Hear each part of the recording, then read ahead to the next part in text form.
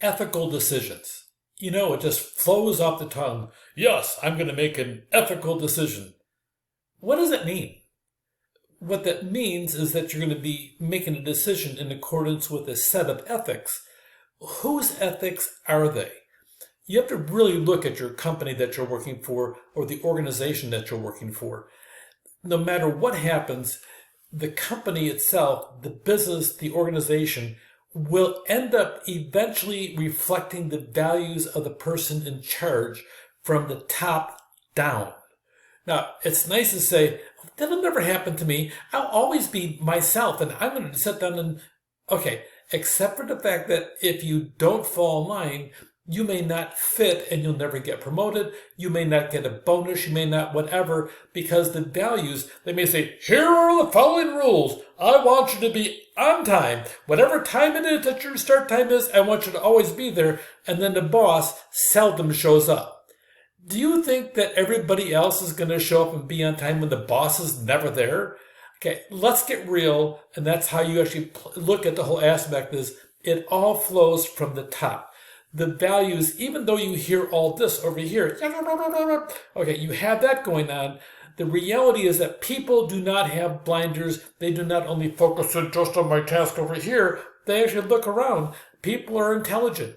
Ethics is a top-down aspect, so you got to look at that from that perspective as to exactly what to expect and from that moment forward.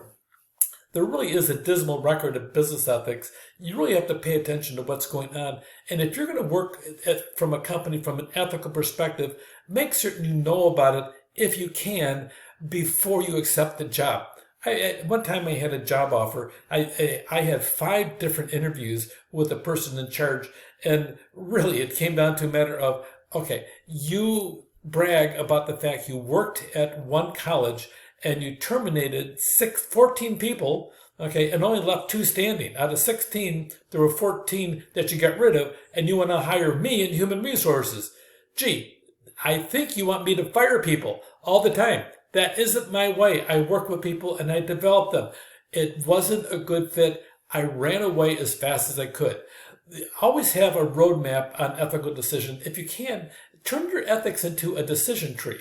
According to a recent study, a reason for CEO departures among the largest companies is unethical behavior, usually by the CEO. If you open up the headline of a lot of different papers, anything from even McDonald's hamburgers, seriously, they had a person who was really unethical in charge. They fired him and he really was an embarrassment to everybody that actually dealt with him. But the reality comes down to is whoever that person sits in the chair, they need to sit down and evaluate their ethics because everybody else will. They'll see it eventually. No matter how much you try to hide what's going on, it's going to come out. It's a really big issue. A decision tree, when you're confronted by an action and you have a question as to what you're doing in the process here, okay, let's see, I'm going to be leaving. My son's got a baseball game and I want to go see it, but I can't take any time off of work. Can you cover for me and pretend I'm still here? You have an ethical decision to make. If the answer is yes, and it's a quid pro quo, do the same for me, don't think that eventually they may come back and burn you. You have no idea of you may do it the same thing, and that person says, well, she left. What do you mean she left? We have a deadline. We have to do this. She had some emergency. Just because people say doesn't mean that they do. Be careful about it. Here's a good decision tree. Is it legal? If yes, okay. Is it ethical? It depends on ethical because all of a sudden now you're going to be taking a proposed action. If the answer is if you're pausing, it might not be ethical and you have to go back and look at it. Make the assumption that people will know about the decision that you make. Whether or not it fits into their matrix is another question. But here is a decision tree. Sometimes you have to decide to do this or you have to decide to do this. And you have to come to an ethics. Your ethics should be in line with the organization's ethics. If they're not, you're faced with a dilemma. You're faced with a dilemma. Do I continue to do this? Do I continue to do this aspect over here? If I do this, is it possible for me to be terminated over it? And will that termination follow me because I made a bad decision? The decision tree really helps. try to use evidence-based decision and use data as best you can. A lot of times you can defend an action regardless if you have big data about the implementation of it. Here's really 7 implementation principles using evidence-based decision making. Treat the organization as an unfinished prototype and just use facts to make the decision. See yourself and your organization as outsiders do, and then use it. It's not just for senior executives, it's for everybody, including you. And like everything else, you need to sell it. You need to sell the data that I'm making the decision based on this. Do you agree? If all else fails, try to slow the spread of bad practice that is not using data and using that intuition. Intuition shouldn't be a regular decision maker. It should be something used when there's not enough data to make a good decision. So what happens when people fail at your organization? That is all this aspect of evidence-based decision.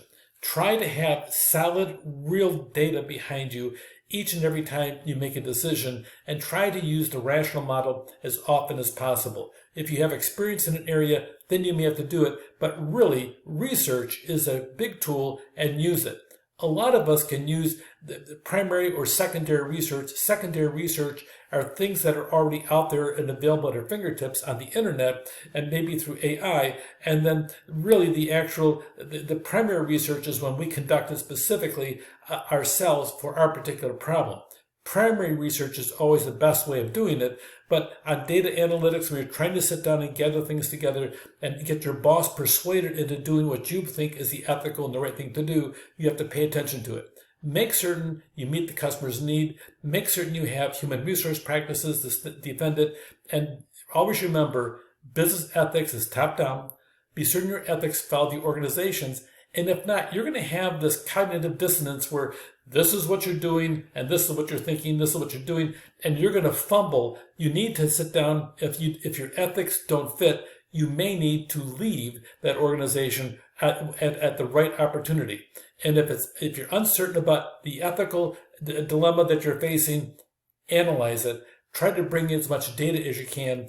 A lot of times, if you're really frustrated and you made a decision, talk to your boss and make certain you did the right thing, and try to get your boss to understand what you did and why. That way they can defend you, but also make it a learning experience. Ethical decisions, they're yours to make. Take care.